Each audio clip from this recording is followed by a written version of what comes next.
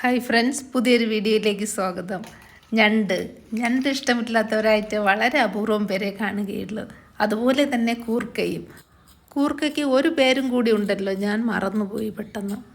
അപ്പോൾ ഇന്നത്തെ റെസിപ്പി ഞണ്ടും കൂർക്കയുമാണ്. കൂർക്ക മെഴുക്ക് വരട്ടി ഒരു പ്രത്യേക രീതിയിൽ തയ്യാറാക്കിയത്. ചാനൽ ഇതുവരെ സബ്സ്ക്രൈബ് ചെയ്തില്ലെങ്കിൽ ഒന്ന് സബ്സ്ക്രൈബ് ചെയ്തേക്കണേ.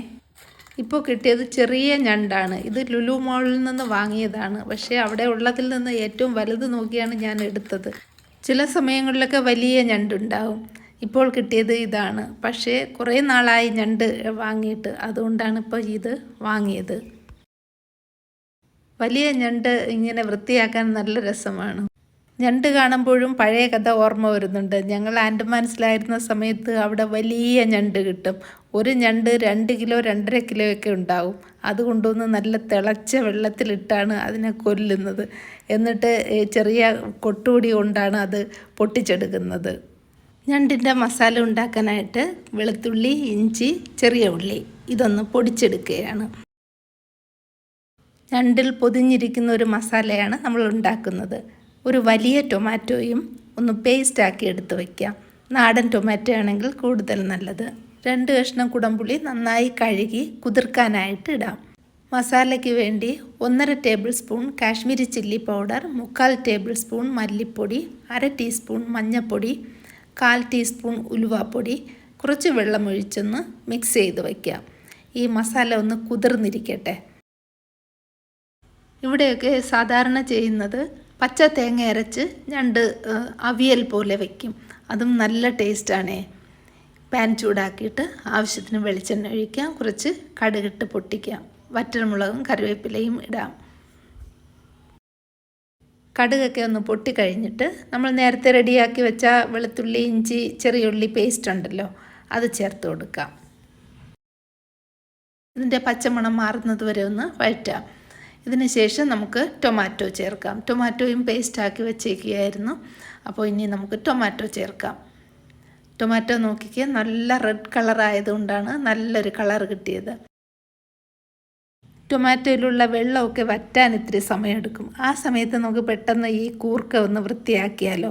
കൂർക്കയുടെ പേര് ഇപ്പോൾ ഓർമ്മ വന്ന് ശീവക്കിഴങ്ങ്. അപ്പോൾ ഇത് വൃത്തിയാക്കാൻ ഭയങ്കര ബുദ്ധിമുട്ടാണ്. കുറച്ച് നേരം വെള്ളത്തിലിട്ടേക്കുകയായിരുന്നു. അതുകൊണ്ട് പെട്ടെന്ന് ഇളകി വരുമെന്ന് തോന്നുന്നു. ഈ കൂർക്ക ഇഷ്ടമില്ലാത്തവരായിട്ട് ആരും കാണുകയില്ല. പക്ഷേ ഇത് വൃത്തിയാക്കി എടുക്കുന്നതൊരു പണിയാണ്. എന്നെക്കൊണ്ട് പറ്റുന്ന രീതിയിൽ ഞാൻ വൃത്തിയാക്കിയിട്ടുണ്ട്. നല്ലതുപോലെ കഴുകിയെടുത്തിട്ടുണ്ട്. കൂർക്ക വൃത്തിയാക്കുമ്പോൾ കൈയൊക്കെ ഇങ്ങനെ കറ പറ്റും. അത് സാരമില്ല. പല രീതികൾ പറയുന്നുണ്ടെങ്കിലും അതൊന്നും പ്രാവർത്തികമായിട്ട് എനിക്ക് തോന്നിയിട്ടില്ല. കൂർക്ക വേകാൻ ആവശ്യമായിട്ടുള്ള വെള്ളം ഒഴിച്ചു. മഞ്ഞൾപ്പൊടി, ഉപ്പ്, മുളക് പൊടി ഇട്ട് ഇനി ഇത് അടച്ചു വെച്ചിട്ട് വേവിക്കാം. ടൊമാറ്റോയിലുള്ള വെള്ളമൊക്കെ ഏകദേശം വറ്റിയിട്ടുണ്ട്. ഇനി നമുക്കിതിൽ മസാല ചേർക്കണം. നമ്മൾ നേരത്തെ കുതിർത്ത് വെച്ച മസാല. ഇങ്ങനെ ചെയ്യുമ്പോൾ എണ്ണ കുറവാണെന്ന് തോന്നുകയാണെങ്കിൽ വീണ്ടും എണ്ണ ചേർക്കാവുന്നതാണ്. ഞാൻ ചേർക്കുന്നില്ല. അതുകൊണ്ടാണ് ഞാൻ മസാല വെള്ളത്തിൽ കുതിർത്തെടുത്തത്. ഇനി ഈ പാത്രത്തിലൊരല്പം വെള്ളം കൂടി ഒഴിച്ച് ഇതിൽ ചേർക്കാം. ചട്ടി നല്ല ചൂടായിരിക്കുന്നത് കൊണ്ട് പെട്ടെന്ന് തന്നെ ഇത് ഡ്രൈ ആയി കിട്ടും. ഇനി നമ്മൾ നേരത്തെ കുതിർക്കാനായിട്ട് ഇട്ടിരുന്ന പുളി ഉണ്ടല്ലോ, ആ പുളി കൂടി ഇതിനോടൊപ്പം ചേർക്കാം. കുടംപുളി ഇല്ലെങ്കിൽ സാധാരണ പുളി ഒരല്പം പിഴിഞ്ഞൊഴിച്ചാൽ മതി. പുളി അധികം കൂടാൻ പാടില്ല, കുറച്ച് ഒഴിക്കാവുള്ളൂ. നമ്മുടെ ടേസ്റ്റ് അനുസരിച്ച് പിന്നീട് നമുക്ക് ഒഴിക്കാം. പുളിയാണെങ്കിൽ പെട്ടെന്ന് തന്നെ ഈ മസാലയൊക്കെ നല്ലതുപോലെ ഡ്രൈ ആയി കിട്ടിയിട്ടുണ്ട്. ഇനി ഇതിൽ ഞണ്ട് ചേർക്കാം. മസാലയൊക്കെ ഇതിലൊന്ന് പിടിക്കുന്നത് വരെ ഒന്ന് ഇളക്കി കൊടുക്കാം. ഈ ഞണ്ടിൽ തന്നെ ധാരാളം വെള്ളത്തിൻ്റെ അംശമുണ്ട്. അതുകൊണ്ട് ഇത് അധികം വെള്ളം ഒഴിക്കേണ്ട കാര്യമില്ല. വെള്ളത്തിന് പകരമായിട്ട് ഞാൻ ഒഴിക്കുന്നത് തേങ്ങാപ്പാലാണ്. തേങ്ങയുടെ 2ാം പാല്. ഞണ്ടും കൊഞ്ചുമൊക്കെ അധികം വേഗമുള്ളതല്ലല്ലോ. അപ്പോൾ വളരെ കുറച്ച് മാത്രം വെള്ളം ഒഴിച്ചാൽ മതി. കൂടുതൽ വെള്ളം ഒഴിച്ച് വേവിച്ചാൽ ഭയങ്കരമായിട്ട് ഹാർഡായി പോകും. ഇത് ആ മീനിൻ്റെ ലെവലായിട്ടാണ് ഞാൻ വെള്ളം ഒഴിച്ചത്. ഇനി അടച്ചു വച്ചിട്ട് 2-3 മിനിറ്റ് ഒന്ന് വേവിച്ചാൽ മതി. ആ സമയം കൊണ്ട് നമുക്ക് കൂർക്ക റെഡിയാക്കിയെടുക്കാം. കൂർക്ക ഇപ്പോൾ നല്ല വെന്ത് ഇതിലുള്ള വെള്ളമൊക്കെ വറ്റിയിട്ടുണ്ട്. ഇനി ഇതിലേക്കുള്ളൊരു മസാല ഉണ്ടാക്കണം. അതിനായിട്ട് 1 ടീസ്പൂൺ മല്ലിയും 1/2 ടീസ്പൂൺ ജീരകവും 1/2 ടീസ്പൂൺ പെരുംജീരകവും കൂടി ഒന്ന് പൊടിച്ചെടുക്കാം. ഈ ഒരു മസാല നല്ല ടേസ്റ്റാണ് ഈ കൂർക്കയ്ക്ക്. കൂർക്ക ഫ്രൈ ചെയ്യാൻ ആവശ്യമായിട്ടുള്ള എണ്ണ ഒഴിക്കാം. ഞാനിത് ഒലിവ് ഓയിലാണ് ഒഴിച്ചത്. ഇതിലേക്ക് ഈ നമ്മൾ പൊടിച്ച് വെച്ച മസാല ചേർക്കാം. കൂർക്കയിൽ നേരത്തെ നമ്മൾ മഞ്ഞപ്പൊടിയും മുളക് പൊടിയൊക്കെ ഇട്ടിട്ടുണ്ട്. അതുകൊണ്ട് മുളകിൻ്റെ ഒന്നും ഇനി ആവശ്യമില്ല. എങ്കിലും ഒരല്പം മുളക് കൂടി ചേർക്കുകയാണ് ഈ മസാലയ്ക്ക് ഒരു കളർ കിട്ടാൻ വേണ്ടി. ഇനി നമ്മുടെ ഈ കൂർക്ക ചേർക്കാം. ഇതുപോലുള്ള ഫ്രൈ ഒക്കെ ഉണ്ടാക്കുമ്പോൾ ഓരോരുത്തരും അവരവരുടെ ഇഷ്ടമനുസരിച്ച് ചിലർക്ക് മൂപ്പ് കൂടുതലായിരിക്കും, ചിലർക്ക് മൂപ്പ് കുറച്ചായിരിക്കും വേണ്ടത്. അപ്പോൾ ഇഷ്ടമനുസരിച്ച് മൂപ്പിച്ചെടുക്കുക. ലാസ്റ്റിലൊരല്പം ഗരം മസാലയും ഒരല്പം ഉപ്പും കൂടി ചേർക്കാം. ഞാൻ ആദ്യം ഉപ്പ് ചേർത്തിട്ടുണ്ടായിരുന്നു, വീണ്ടും ഒരല്പം ഉപ്പ് കൂടിയാണ് ചേർത്തത്. ഇപ്പോൾ നല്ല പൊതിഞ്ഞിരിക്കുന്ന മസാലയാണ് ഈ കൂർക്കയിൽ. നല്ല ടേസ്റ്റാണ് ഈ ഒരു മല്ലിയുടെയും പെരുംജീരകത്തിൻ്റെയും ജീരകത്തിൻ്റെയൊക്കെ ടേസ്റ്റ്.